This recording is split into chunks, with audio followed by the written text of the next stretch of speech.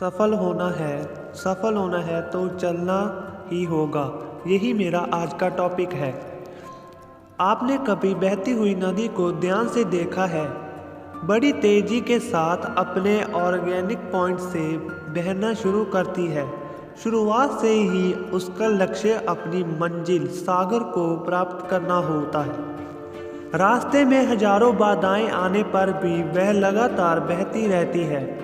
भले ही कुछ जगहों पर उसकी रफ्तार कम हो जाए, लेकिन वह रुकती नहीं है। अपनी सुरीली आवाज़ के साथ बहती हुई नदी अपनी मंजिल की ओर लगातार बढ़ती रहती है और कैसे भी वो अपना लक्ष्य प्राप्त करके ही रहती है। सोचो, यदि नदी बीच में ही बहना छोड़ दे तो क्या होगा? उसका पानी ठहर जाए और वह कुछ ही दिनों में सूख कर नष्ट हो जाए। दोस्तों, यही हमारी लाइफ में होता है। यदि सफल होने के लिए आप कोई लक्ष्य तय करते हैं तो उस लक्ष्य तक पहुंचने की पहली शर्त यह है कि आपको लगातार अपने लक्ष्य की ओर बढ़ते रहना है। यदि कहीं रुके तो असफलता निश्चित है।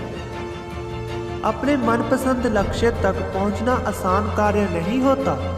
यदि आसान होता तो आज दुनिया के सभी लोग सफल होते।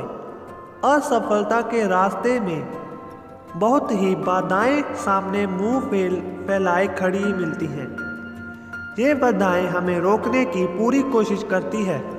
जो लोग मन से कमज़ोर होते हैं, उनका कॉन्फिडेंस लेवल बहुत कम होता है।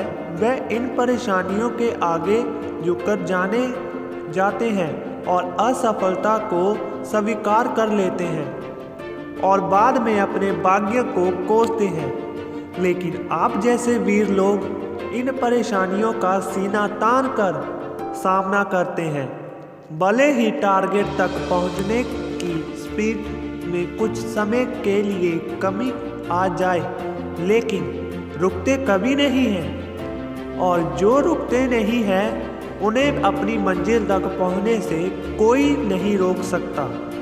ध्यान रखिए, लक्ष्य तक पहुंचने के लिए लगातार चलते रहना पहली शर्त है। आज के लिए इतना। अगले टॉपिक में मैं आपके साथ और नए लक्ष्य के बारे में कुछ जानकारी आपको प्राप्त कराऊंगा।